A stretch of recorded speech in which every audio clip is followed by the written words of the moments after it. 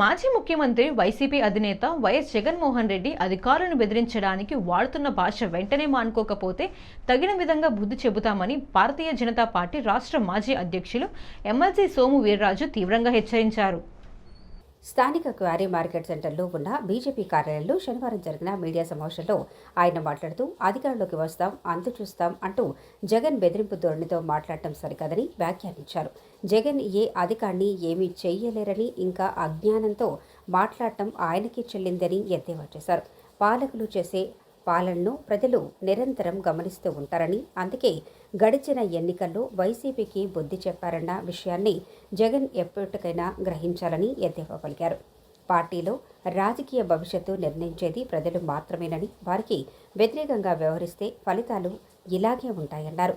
BJP జిల్లా అధ్యక్షుడు పిక్కి నాగేంద్ర, నాయకులు బొమ్మల దత్తు, అడవాల రామకృష్ణ, యనమల రంగబాబు, కాలెపు సాయిరాం తదితరులు పాల్గొన్నారు.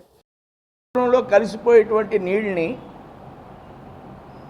థాయిలాండ్లో అంటే దిగువనున్నటువంటి ప్రాంతంలో సముద్రానికి దగ్గరగా ఉన్న రాష్ట్రాలు అవి వాడుకోవడానికి న్యాచురల్గా దానికి హక్కు ఉంటుంది. రెగ్యులర్ వాటర్లో భాగస్వామ్యాన్ని మనం కోరుకోవడం లేదు.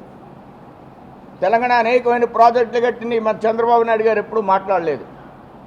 చంద్రబాబు నాయుడు గారికి ఆంధ్రప్రదేశ్ మీద ఎంతైతే గౌరవం ఉందో తెలంగాణ మీద కూడా అంతే గౌరవం ఉంది.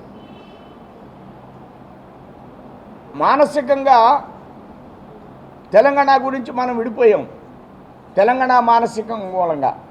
కానీ మన ముఖ్యమంత్రి గారికి కానీ, జగన్మోహన్ రెడ్డి గారికి కానీ వీళ్ళందరికీ ఇళ్ళు అక్కడే ఉన్నాయి. మనం విడిపోలేదు, మన ఆంధ్రులు ఇంకా అక్కడ జీవిస్తున్నారు. మనకి తెలంగాణకి మానసిక విభేదం లేదు, వాళ్ళని ఇబ్బంది పెట్టే పరిస్థితి లేదు. మనమిద్దరం అన్నదమ్ములే, రెండు కళ్ళే మనకి. కాబట్టి బనకచర్ల మూలంగా తెలంగాణకి ఏ విధమైన నష్టం రాదు. 3 ఏళ్ళలో చంద్రబాబు నాయుడు ఎగిరిపోతాడు.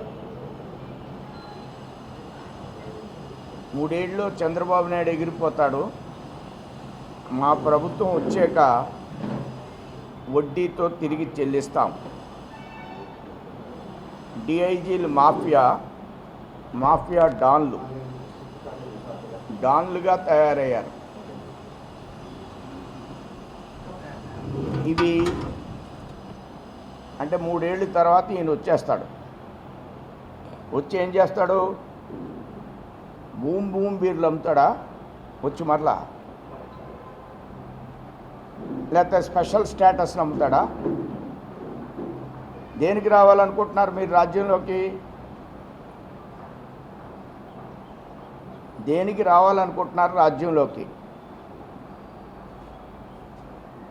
రాజ్యంలోకి వచ్చిన తర్వాత వడ్డీతో సహా తీరుస్తాడట.